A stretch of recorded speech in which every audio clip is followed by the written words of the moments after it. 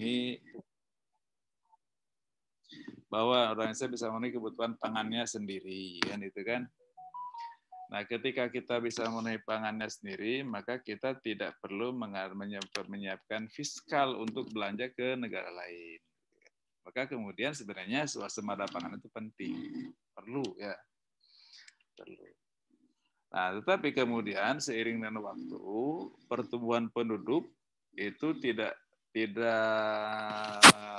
berbanding lurus dengan pertumbuhan sektor pertanian. Artinya bahwa gini, jumlah penduduk kan semakin banyak. Ketika mungkin 150 juta orang, kita cukup swasembada pangan, gitu kan. Apalagi kemudian ketika penduduk kita masih 150 juta, produksi pangan kita meningkat, bisa kita ekspor ke luar negeri kan itu, sehingga kita mendapatkan devisa, tambahan uang, tambahan fiskal, sehingga kita menjadi negara itu akan semakin punya banyak devisa dan semakin kita dikatakan sebagai negara yang lebih punya banyak uang lah kira-kira negara. Kenapa? Karena kita bisa menjual hasil pangan kita. Tapi kemudian problemnya adalah kita tahu bahwa sejak zaman Soeharto ke era ke sini kan family planning sudah tidak digembor-gemborkan lagi, sudah tidak dikampanyekan lagi. Jadi orang tadinya Soeharto sudah memberikan sebuah aturan bahwa orang beranak 2 saja cukup, gitu kan, belum dijadikan undang-undang, tapi dihimbau, gitu kan.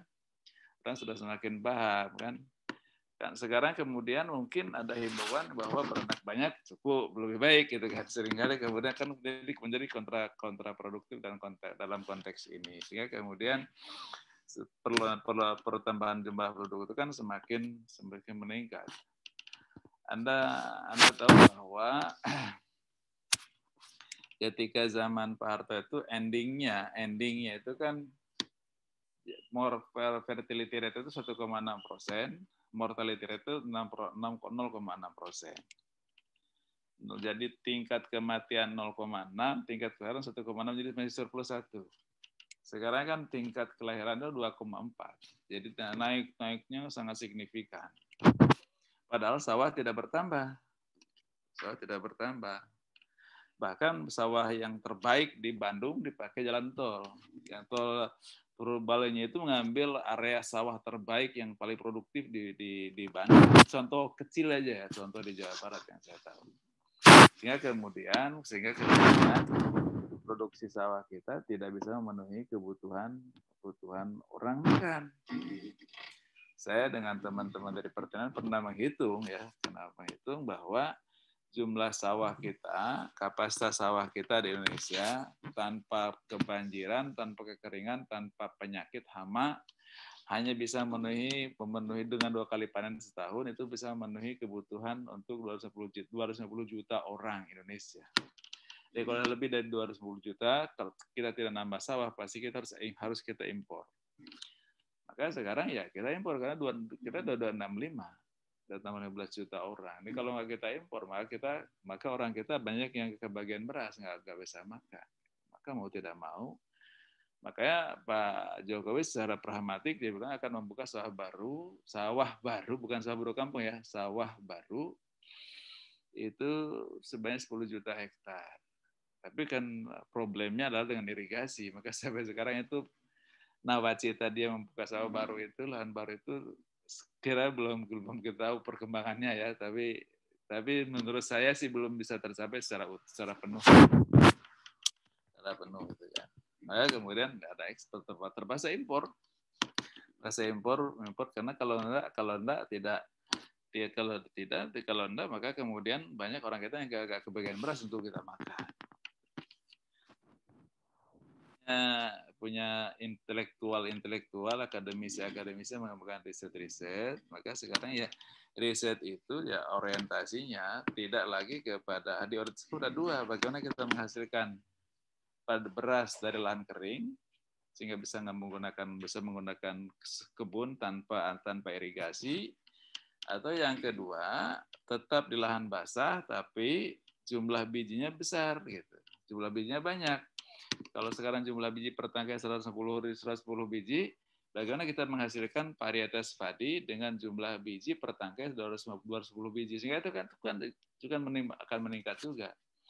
Nah, dua orientasi penelitian yang sekarang dilakukan oleh teman-teman dari akademisi, sehingga kemudian nanti kita bisa swasembada pangan lagi, sehingga kita tidak lagi harus menyiapkan uang untuk impor beras, kira-kira begitu. Ya betul kata Vivian, ada dengan impor bahasa ekonomi kita menggeliat, ya importir yang menggeliat kan. Dan siapa importir ya bukan petani, pasti orang yang punya akses kepada kekuasaan. Maka kemudian yang kedua punya license untuk impor dan sebagainya dan itu kan ya one kinds of the business orang kita ya. Kenapa? Karena pemerintah membuka kesempatan impor itu tidak hanya untuk BUMN tapi juga untuk perusahaan-perusahaan swasta. Kira itu Vivian ya, dan segini saya ingin sampaikan ini bahwa pertanian itu salah satu faktor ya, salah satu di aspek kehidupan yang memang mendapat perhatian serius dari Al-Quran. Perhatian serius ya. Ya Allah ketika menjelaskan tentang hujan, tentang lahan kering menjadi lahan produktif, kemudian tumbuh ditanami tumbuh-tumbuhan dan tumbuh dan kenapa? Karena memang manusia ini kan bukan makhluk karnivora ya, tapi herbivora, tapi omnivora ya. Jadi memang kadang kita makan daging, kita makan juga, tapi yang paling banyak kita makan kan memang tumbuh-tumbuhan. Dari biji-bijiannya, ya. Pasti karbo itu tumbuh-tumbuhan. Kita nggak ada yang kayak singa yang tidak makan beras, yang dia makannya daging aja. Kita itu pemakan itu. Kalau enggak kita makan beras ya gandum, roti, kan? Atau supermie kadang-kadang. Bahkan aneh mahasiswa PAI ini kadang-kadang sarapan itu nasi tambah supermie, sama-sama karbo. Maka selesai wisuda udah langsung obesitas itu kan, gemuk-gemukan gitu kan. Obesitas ancamannya gula itu kan, karena karbo itu kan kandungan gulanya tinggi. Apalagi kata orang pendidikan, ini masa baiknya jangan terlalu banyak puasa supaya energinya kuat, supaya belajarnya kuat. Maka Anda nggak pernah puasa sunnah kan? Kemudian terus badan saudara gemuk. Jadi aneh juga begitu wisuda. Sebelum berat badan kamu, saya tanya pada masa saya, gitu, berat badan kamu nambah pas 10 kilo katanya. Kamu nggak pernah belajar. Kalau belajar pasti kamu dedikasikan berat badan kamu untuk ilmu, kehilang 10 kilo mestinya gitu kan. Nah itu seringkali kenapa? Karena tadi pola makan kita kan, pola makan yang kita suka makan nasi dan suka makan supermie, maka kadang-kadang nasi tambah supermie tambah tempe tepung lagi tuh, karbo semua itu, maka tambah Anda gemuk. Bagusnya kalau mahasiswa ya S1 selesai sudah itu ya jangan gemuk-gemuk. Kurus dulu, nanti kalau jadi kepala sekolah, jadi direktur boleh gemuk lah. Sekarang kurus dulu supaya lebih gesit ya. Oke, itu yang jadi perhatian itu banyak. Perhatian Al-Quran itu banyak, dari ayat-ayat Al-Quran itu banyak memperhatikan itu, tetapi kemudian jangan kita katakan bahwa Al-Quran adalah buku pertanian. Al-Quran itu hanya menginspirasi untuk kita bertani ya, untuk kita bertani, dan dengan demikian maka inspiring Al-Quran itu lebih cocok untuk negara-negara tropis dan subtropis. Subtropis itu yang bisa pertanian kan, subtropis itu kan pertaniannya jauh lebih. Cuman kalau di Timur Tengah, iya subtropis sih, cuman ya lahannya banyakkan batu, jadi nggak bisa juga bertani di situ. Dan kambing pun beternak kan makannya bukan rumput, tapi lumut ya, lumut di batu-batu itu, yang lembab-lembab itu. Tapi mereka gemuk-gemuk juga, kita nggak tahu juga, kami gemuk-gemuk dan sebagainya. Dan dia nggak makan rumput.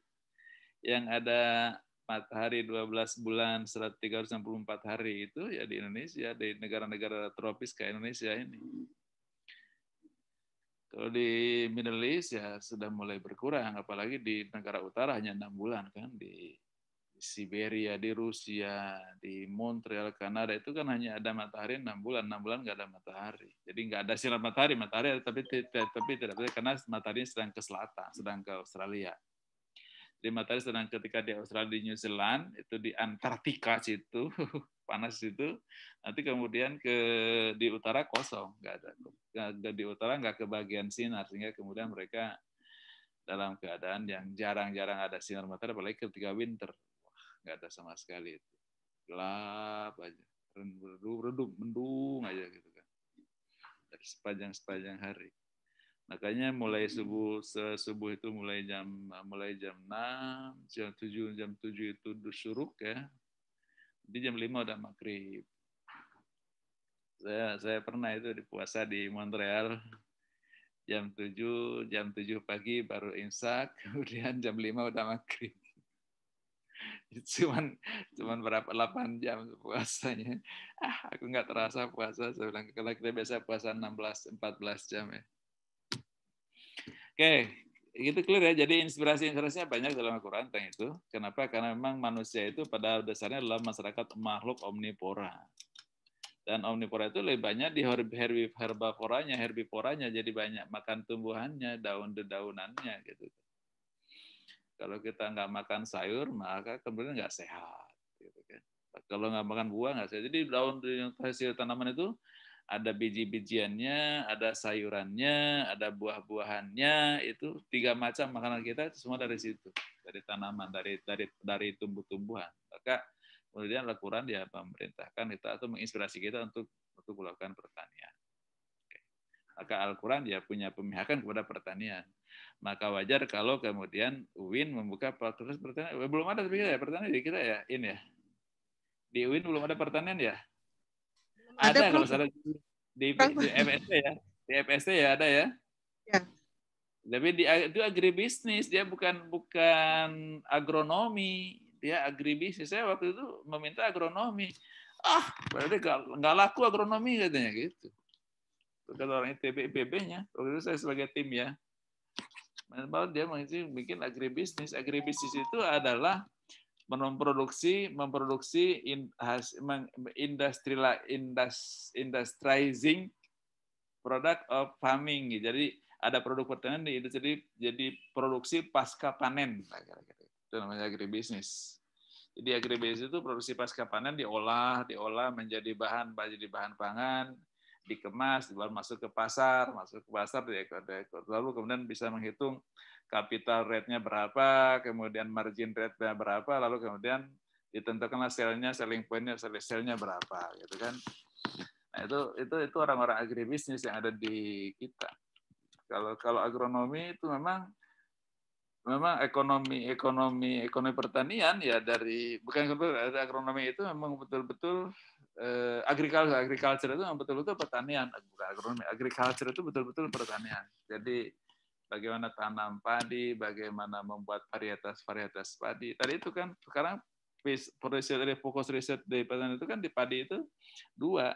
Bagaimana menghasilkan padi dari lahan kering, kemudian yang kedua bagaimana menghasilkan padi dengan lahan basah tapi dengan jumlah biji yang banyak. Kalau sekarang 150 biji per tangkai, jadi bagaimana bisa menghasilkan padi dengan jumlah 250 biji per tangkai? Nggak perlu lahan banyak, tapi kan hasilnya juga sama gitu. Yang penting kan biji padinya itu, biji berasnya. Oke, ada lagi tadi Pipian pertanyaan kedua apa?